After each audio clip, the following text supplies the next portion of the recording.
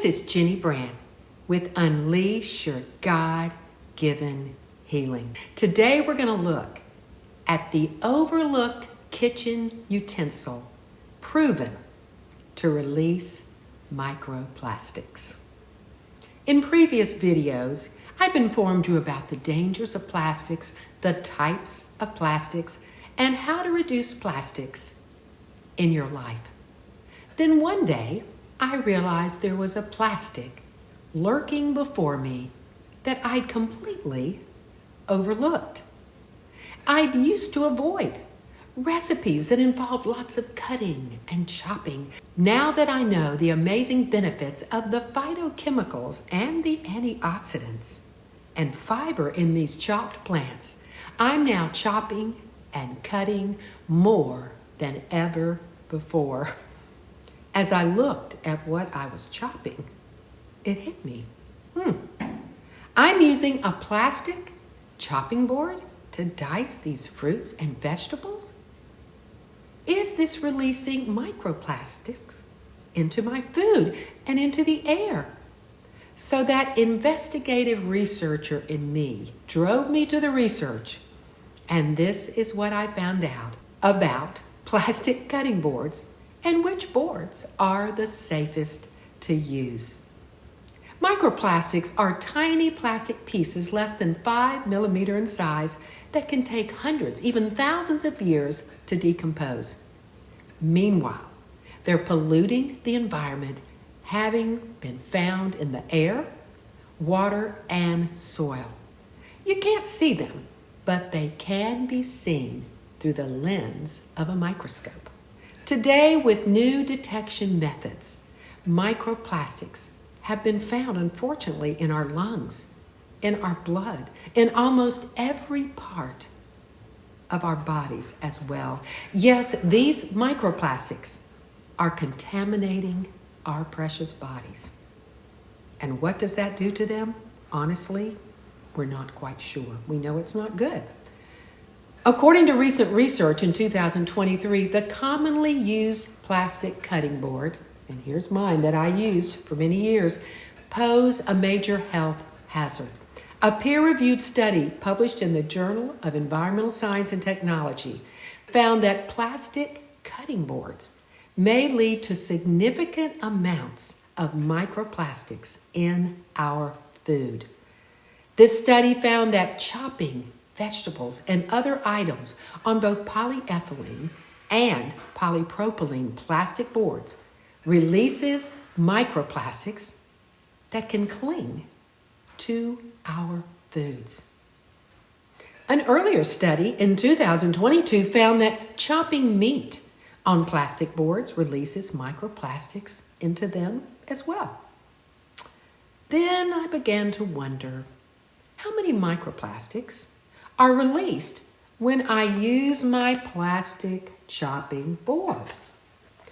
Well, a study at the University of North Dakota found that cutting carrots on a plastic board can generate as much as 15 milligrams of microplastics per cut, which could accumulate to 50 grams per year. Now that is significant. The amounts vary, of course, depending on the cutting style of the cook, the sharpness of the knife, and the type of food being cut, with carrots being pretty hard. This 2023 study found that using a plastic cutting board can create between 1,536 and 7,680 small flecks of plastic, which can get onto your knife and into your food. These microplastics are easily ingested due to their microscopic size, and according to research, they can accumulate within the human body. Well, that research was the straw that caused me to ditch my convenient plastic cutting board and search for the best cutting board to buy, especially since I do a lot of chopping and cutting. In the study done in North Dakota in 2023, the scientist conducting the study said herself, that she used wooden boards as her control group and both types of plastic, polypropylene and polyethylene. And she said this too: we estimate the release of 1 to 14 microplastics per cut from polyethylene cutting boards and 3 to 15 microplastics per cut from polypropylene. Our study assumes that the average person makes 500 cuts per day on a board, and over the course of a year, 128,000 cuts. Now, given those numbers, the cumulative microplastic exposure ranges from 7.4 to 50.7 grams per year, straight from the scientist who conducted the study. So let's look at the safest materials to cut on. Number 1 is simply wood. Obviously, wood is one of the safest materials to cut on. That's why it was used in the control group in this study. Plastics are simply not released from wood, of course. And the wood in the cutting board should be made from hardwood trees, not softwood. So we want pecan, walnut, cherry, acacia, teak, or maple. With solid wood, the cutting surface has an antimicrobial property from the tannin in the wood that makes them more resistant to bacterial growth. Also, make sure your board is not treated with toxic sealers or synthetic oils. Some wood boards are made more for decoration and display than for cutting. So use those for display and not for cutting. And then we have number 2, bamboo. Bamboo is a sustainable, fast-growing grass that is harder than many hardwoods. The bamboo boards are nonporous and less likely to absorb moisture, thus lessening the growth of bacteria and risk of cross-contamination. But maintenance of both wooden and bamboo cutting boards is key. They should be washed in hot, soapy water and occasionally treated with oil to prevent cracks and drying. So there's more maintenance involved. It's best to avoid the bamboo boards made from engineered board, which uses formaldehyde as glue. These boards use bamboo strips glued together. Not a good idea. Then there's number 3, glass, stone, or ceramic. Glass and stone cutting surfaces are also non-porous and have antibacterial properties, and they're easy to clean. But realize whether you use wood or glass or stone, it's best to use different boards for fruits and vegetables, as opposed to meats and seafood, to avoid cross-contamination. And talk about long lasting. And these boards can also be put in the dishwasher. Not so with wood and bamboo. One caution though, some stones such as marble can chip or crack, and of course glass can break when dropped. And I tend to have the dropsies. There's one more, number 4, titanium or stainless steel.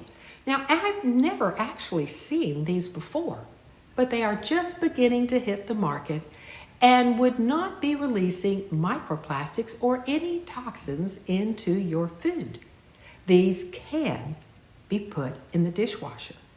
And if you have one of these, please let us know in the comments below how you like it, how it's working for you.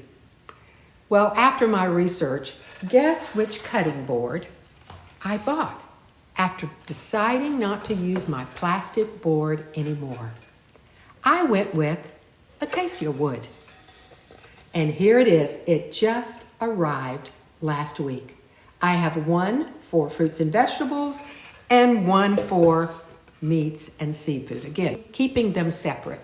And they weren't very expensive. No more cutting and chopping and releasing microplastics into our food. What was I thinking? I wasn't thinking. I was teaching others about reducing plastics while using the most obvious plastic on a weekly basis. No more.